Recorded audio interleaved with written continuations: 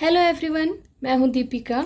आज की इस वीडियो में आप सुनेंगे क्लास 10th की हिंदी पाठ्य पुस्तक स्पर्श भाग 2 का पद्यखंड, जिसका चौथा अध्याय है पर्वत प्रदेश में पावस और इसके कवि हैं सुमित्रा नंदन पंत। तो आइए शुरू करते हैं। पावस ऋतु थी पर्वत प्रदेश, पल पल परिवर्तित प्रकृति वेश। शब्दार्थ। पावस का मतलब है वर्षा ऋतु, पर्वत प्रदेश मतलब पर्वतीय क्षेत्र या पहाड़ी इलाका, प्रकृति वेश मतलब प्रकृति का रूप। इस कविता में कवि एक पर्वतीय क्षेत्र का वर्णन करते हुए कहते हैं कि पहाड़ी क्षेत्रों में वर्षा ऋतु की शुरुआत हो गई है। ऐसे समय में प्रकृति हर पल अपने रूप को परिवर्तित कर रही है, यानी प्रकृति के रूप में बार बार बदलाव आ रहा है। कभी बारिश हो रही है तो कभी धूप निकल आती है। मेखलाकार पर्वत अपार, अपने सहस्त्र दृग सुमन फाड़, अवलोक रहा है बार बार, नीचे जल में निज महाकार। शब्दार्थ। मेखलाकार मतलब करधनी के आकार की पहाड़ की ढाल। करधनी एक आभूषण होता है जिसे कमर में बांधा जाता है। अपार मतलब विशाल। सहस्त्र मतलब हजारों। दृग सुमन मतलब पुष्प रूपी आँखें। फाड़ मतलब खोलकर। अवलोक मतलब देखना। निज मतलब अपना। और महाकार मतलब विशाल आकार, यानी कि बहुत बड़ा आकार। इस पद्यांश में कवि ने पहाड़ों के आकार की तुलना करधनी अर्थात कमर में बांधने वाले आभूषण से की है। कवि कहते हैं कि ठीक सामने करघनी के समान विशाल पर्वत दूर दूर तक फैले हुए हैं। उन पर्वत पर खिले हुए हजारों फूल ऐसे लग रहे हैं मानो वे पर्वत की आंखें हों, और पर्वत उन आंखों से नीचे तालाब में फैले हुए जल में अपने विशाल आकार को निहार रहा हो। जिसके चरणों में पला ताल, दर्पण सा फैला है विशाल।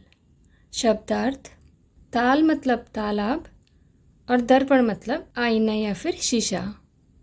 कवि कहते हैं कि उस पर्वत के पास में एक तालाब भी है, और उस तालाब में पर्वत की जो परछाई दिख रही है उसे देखकर ऐसा लगता है कि पर्वत ने जिस तालाब को अपने चरणों में पाला है उसका जल इतना स्वच्छ और पारदर्शी है कि वह पर्वत के लिए एक विशाल आईने का काम कर रहा है।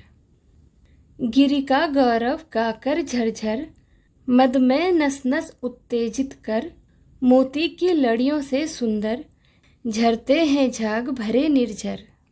शब्दार्थ। गिरि मतलब पहाड़। गौरव मतलब महिमा का बखान करना या बड़ाई करना। मद मतलब मस्ती। नस नस मतलब रग रग में। उत्तेजित मतलब जोश से भरे हुए।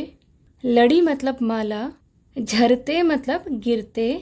निर्झर मतलब झरना। कवि कहते हैं कि पर्वतों पर बहने वाले झरनों की झरझर की आवाज़ को सुनकर ऐसा लगता है मानो वे पर्वतों का गुणगान कर रहे हों। उनकी आवाज़ को सुनकर नस नस में जोश भर जाता है और मन उत्साह और उमंग से भर जाता है। कवि आगे कहते हैं कि पर्वतों से बहने वाले झाग से भरे झरने ऐसे लग रहे हैं मानो मोतियों की माला हो, यानी कि ऐसा प्रतीत होता है कि पहाड़ ने मोतियों की माला पहन रखी है।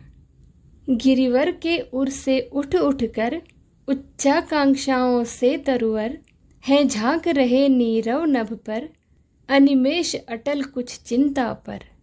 शब्दार्थ। उर मतलब हृदय। उच्चाकांक्षा मतलब ऊंचा उठने की कामना। तरुवर मतलब बड़े बड़े पेड़। नीरव नभ मतलब शांत आकाश। अनिमेष मतलब एक टक्की लगाकर देखना या लगातार देखे रहना। चिंता पर मतलब चिंता में मग्न या फिर चिंतित। कवि कहते हैं कि पहाड़ों पर उगे हुए विशाल और ऊंचे पेड़ और ऊंचा उठने की इच्छा लिए शांत आकाश को बिना पलक झपकाए एक टकी लगाकर इस तरह से देख रहे हैं मानो वे किसी चिंता में डूबे हों। ऐसा लग रहा है कि वे आकाश के रहस्यों को जानना चाहते हैं, साथ ही हमें ऊंचा उठने की प्रेरणा दे रहे हैं।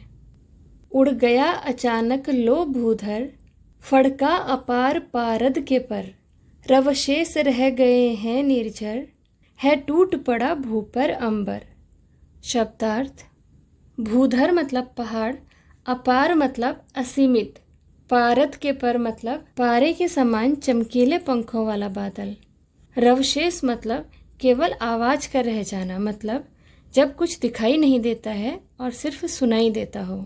भू मतलब धरती। कवि वर्षा ऋतु का वर्णन करते हुए कहते हैं कि घनी धुंध की वजह से ऐसा लग रहा है जैसे अचानक एक पूरा पर्वत पारे के समान अत्यधिक सफेद और चमकीले पंखों को फड़फड़ाता हुआ ऊपर आकाश में उड़ रहा हो, अर्थात गायब हो गया हो। झरनों की तो केवल आवाज ही सुनाई दे रही है, क्योंकि धुंध इतनी ज़्यादा है कि झरने उसमें कहीं खो कर रह गए हैं। इसके बाद इतनी तेज वर्षा हुई जैसे तो आकाश धरती पर टूट पड़ा हो और उसने वर्षा रूपी बाणों से धरती पर आक्रमण बोल दिया हो।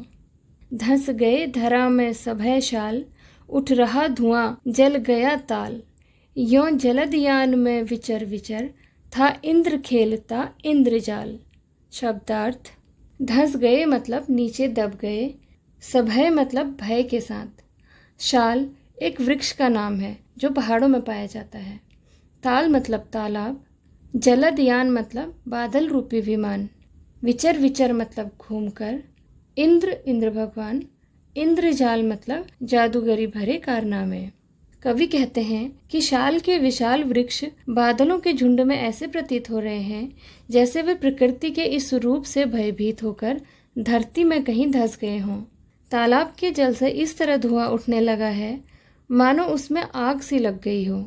इस प्रकार वर्षा के देवता इंद्र बादल रूपी विमान में घूम घूम कर अपने जादुई करतब दिखा रहे हैं, जिसके कारण पर्वतों पर पल पल में विचित्र और अद्भुत दृश्य दिखाई दे रहे हैं।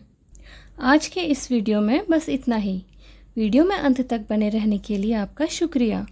तो मिलते हैं अगले वीडियो में एक नए अध्याय के साथ। Thank you.